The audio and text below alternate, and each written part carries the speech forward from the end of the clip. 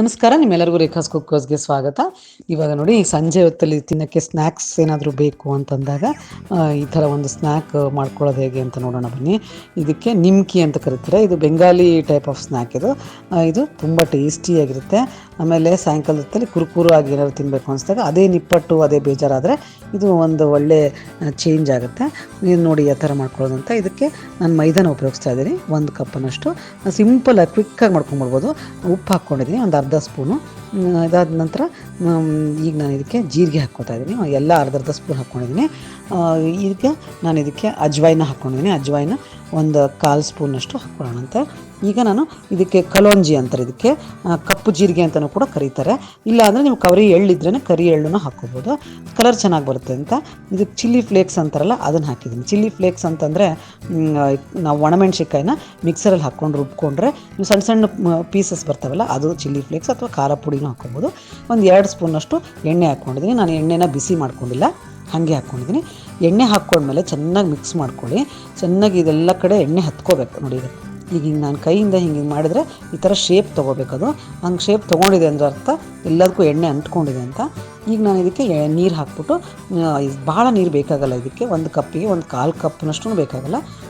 ಈಗ ನೀರು ಹಾಕ್ಕೊಂಡು ಗಟ್ಟಿಯಾಗಿರೋಂಥ ಒಂದು ಇದನ್ನು ಕಣಕನ ರೆಡಿ ಮಾಡ್ಕೋಬೇಕು ನಾವು. ನೋಡಿ ಈ ಥರ ಎಲ್ಲ ಮಿಕ್ಸ್ ಮಾಡ್ಕೊಳ್ಳಿ ಚೆನ್ನಾಗಿ. ಇದೆಲ್ಲ ನೋಡಿ ಈಗ ಎಷ್ಟು ಗಟ್ಟಿಯಾಗಿದೆ. ತುಂಬ ಗಟ್ಟಿಯಾಗಿರಬೇಕು ಇದು, ಅಂದರೆ ಚೆನ್ನಾಗಿ ಬರುತ್ತೆ. ನೋಡಿ ಈ ಥರ ಇದು ಸಿಂಪಲ್, ಅಂದರೆ ಭಾಳ ಕ್ವಿಕ್ಕಾಗಿ ಆಗಿಬಿಡುತ್ತೆ. ಭಾಳಷ್ಟು ಇಂಗ್ರೀಡಿಯೆಂಟ್ಸ್ ಇಲ್ಲ, ತುಂಬ ಈಸಿಯಾಗುತ್ತೆ. ಒಂದು ಅರ್ಧ ಗಂಟೆ ಒಳಗೆ ನೀವು ಮಾಡ್ಕೊಂಡು ಮುಗಿಸ್ಬಿಡ್ಬೋದು. ಈ ಥರ ಇದಕ್ಕೊಂಚೂರು ಕೈಗೆ ಮೇಲೆ ಎಣ್ಣೆ ಹಚ್ಬಿಟ್ಟು ಮುಚ್ಚಿಡ್ತಾ ಇದ್ದೀನಿ. ಇದನ್ನು ಒಂದು 5 ನಿಮಿಷ ಮುಚ್ಚಿಟ್ಟು, ಭಾಳ ಹೊತ್ತು ಇಡಬೇಡಿ. ಇದನ್ನು ನೆನೆಸ್ಬಾರ್ದು ಭಾಳ. ಇದೆಷ್ಟು ನೀವು ನೆನೆಸ್ತೀರಲ್ಲ ಅಷ್ಟು ನೀವು ಎಣ್ಣೆನ ಹಿಡ್ಕೊಳ್ಳುತ್ತೆ. ನೀವು ಫ್ರೈ ಮಾಡಬೇಕಾದ್ರೆ ಎಣ್ಣೆ ಹಿರ್ಕೋಬಾರ್ದು ಅಂತಂದರೆ ನೀವು ಇಮಿಡಿಯೇಟಾಗಿ ಇದನ್ನು 5 ಮಿನಿಟ್ಸ್ ಬಿಟ್ಟು ಮಾಡಿಬಿಡ್ಬೋದು. ಇದಾದ ನಂತರ ಒಂದು 2 ಸ್ಪೂನ್ ಮೈದಾ ತೊಗೊಂಡು ಅದಕ್ಕೆ ನಾನು 1 ದೊಡ್ಡ ಸ್ಪೂನು ತುಪ್ಪ ತೊಗೊಂಡಿದ್ದೀನಿ. ತೊಗೊಂಡು ಇದನ್ನು ಚೆನ್ನಾಗಿ ಮಿಕ್ಸ್ ಮಾಡ್ಕೋತಾ ಇದ್ದೀನಿ. ನೋಡಿ ಇದೆಲ್ಲ ಮಿಕ್ಸ್ ಮಾಡ್ಕೋಬೇಕು. ಇದು ಹೆಂಗೆ ಮಿಕ್ಸ್ ಮಾಡ್ಕೋಬೇಕು ಅಂದರೆ ಚೆನ್ನಾಗಿ ಬಟರ್ ಥರ ಆಗಬೇಕಂದ್ರೆ ಬೆಣ್ಣೆ ಥರ ಸ್ಮೂತಾಗಿ ಬರಬೇಕು. ಆ ಥರ ನಾನು ಇದನ್ನು ಚೆನ್ನಾಗಿ ಮಿಕ್ಸ್ ಮಾಡ್ಕೋತಾ ಇದ್ದೀನಿ.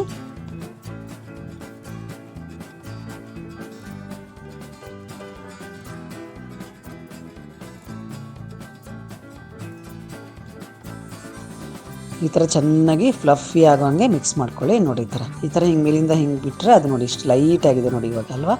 ಈ ಥರ ಆಗಬೇಕು. ಲೈಟಾಗಿ ಮೇಲಿಂದ ಬಿದ್ದಾಗ ಅದು ಈಸಿಯಾಗಿ ಹಿಂಗೆ ಬೀಳಬೇಕು ನೋಡಿ, ಇಷ್ಟು ಈಸಿಯಾಗಿ ಬೀಳಬೇಕು. ಸೊ ಈಗ ರೆಡಿಯಾಗಿದೆ ಇದು. ಈಗ ನಾನು ಈ ಹಿಟ್ಟನ್ನು ಒಂದು 2 ಭಾಗ ಮಾಡ್ಕೋತಾ ಇದ್ದೀನಿ. ನೋಡಿ ಸಪ್ರೇಟ್ ಮಾಡ್ಕೋತಾ ಇದ್ದೀನಿ. ಮಾಡಿಕೊಂಡು ನಾವೀಗ ಇದನ್ನು ಲಟ್ಟಿಸ್ಕೋಬೇಕಾಗುತ್ತೆ. ಇದನ್ನು ತುಂಬ ತೆಳ್ಳಗೆ ಲಟ್ಟಿಸ್ಕೊಳ್ಳಿ. ನಿಮ್ಗೆ ಎಷ್ಟು ತೆಳ್ಳಗೆ ಬರುತ್ತೋ ಅಷ್ಟು ತೆಳ್ಳಗೆ ಲಟ್ಟಿಸ್ಕೊಳ್ಳಿ. ಇದಕ್ಕೇನು ನಾವು ಹಿಟ್ಟು ಹಾಕ್ಕೊಳ್ಳೋದು ಅಥವಾ ಅದರದ್ದು ಅವಶ್ಯಕತೆ ಏನೂ ಇಲ್ಲ. ಯಾಕಂದರೆ ಇದರೊಳಗೆ ನಾವು ಎಣ್ಣೆ ಹಾಕಿರೋದ್ರಿಂದ ಇದು ಚೆನ್ನಾಗಿ ತಳ ಏನು ಭಾಳ ಅಂಟ್ಕೊಳ್ಳಲ್ಲ.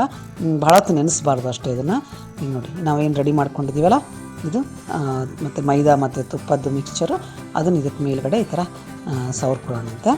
ನೋಡಿಲ್ಲ, ಈಗ ಇದನ್ನು ರೋಲ್ ಮಾಡ್ಕೋತಾ ಇದ್ದೀನಿ, ರೌಂಡ್ ಮಾಡ್ಕೋತಾ ಇದ್ದೀನಿ. ನೋಡಿ ಈ ಥರ ರೋಲ್ ಥರ ಮಾಡ್ಕೊಂಡು ಹೋಗ್ತಾಯಿದ್ದೀನಿ. ಚೆನ್ನಾಗಿ ಈ ಥರ ರೋಲ್ ಮಾಡ್ಕೋಬೇಕು. ಇದರಿಂದ ಏನಾಗುತ್ತೆ ಅಂದರೆ ಲೇಯರ್ಸ್ ಫಾರ್ಮ್ ಆಗುತ್ತೆ. ಈ ಥರ ಈ ರೋಲ್ ಆದಮೇಲೆ ಚೆನ್ನಾಗಿ 2 ಕಡೆ ಎಡ್ಜಸ್ನೆಲ್ಲ ಕವರ್ ಮಾಡ್ಕೊಳ್ಳಿ. ಚೆನ್ನಾಗಿ ಎಲ್ಲ ಕ್ಲೋಸ್ ಮಾಡ್ಕೊಳ್ಳಿ. ಈ ಥರ ಕೈಯಿಂದ ಮತ್ತಷ್ಟು ನೋಡಿ ಈ ಥರ ರೋಲೆಲ್ಲ ರೆಡಿ ಆದ ತಕ್ಷಣ ಈ ಥರ ಸಣ್ಣ ಸಣ್ಣ ಪೀಸಸ್ ಮಾಡ್ಕೊಳ್ಳಿ. ಇದು ಭಾಳ ದೊಡ್ಡ ಚೆನ್ನಾಗಿರಲ್ಲ, ಸಣ್ಣದು ನೋಡಿ ಈ ಥರ. ಈಗ ನೋಡಿ ನಾನು ಈ ಥರ ಈ ಯಾವ ಪೋರ್ಷನಲ್ಲಿ ಪ್ರೆಸ್ ಮಾಡ್ತಾಯಿದ್ದೀನಿ ಅಬ್ಸರ್ವ್ ಮಾಡಿ. ಈ ಥರ ಪ್ರೆಸ್ ಮಾಡ್ಕೊಳ್ಳಿ. ನೋಡಿರಲ್ಲ ಈ ಥರ ಹಿಂಗೆ ಪ್ರೆಸ್ ಮಾಡ್ಕೊಂಡಾಗ ನಿಮಗೆ ಕಾಣ್ತಾ ಇದೆ ನೋಡಿ ಲೇಯರ್ಸು, ಆ ಥರ ಕಾಣಬೇಕು. ಈಗ ನಾನು ಅದನ್ನು ಲಟ್ಟಿಸ್ತಾ ಇದ್ದೀನಿ. ಈ ಥರ ಎಲ್ಲ ಮಾಡಿಕೊಂಡು ಲಟ್ಟಿಸ್ಬಿಟ್ಟು ಇದಕ್ಕೂ ಕೂಡ ನಾನೀಗ ಹಿಟ್ಟು ಮತ್ತು ಆಮೇಲೆ ಇದನ್ನು ಮಿಕ್ಸ್ ಮಾಡ್ಕೊಂಡಿದ್ದೀವಲ್ಲ ಅದನ್ನು ಸಾಟಿ ಅಂತಾರಲ್ಲ ಅದನ್ನು ಹಚ್ತಾ ಇದ್ದೀನಿ. ಇದನ್ನು ಟ್ರಯಾಂಗಲ್ ಥರ ನಾವು ಮಾಡಬೇಕಾಗತ್ತೆ ಫೈನಲಿ.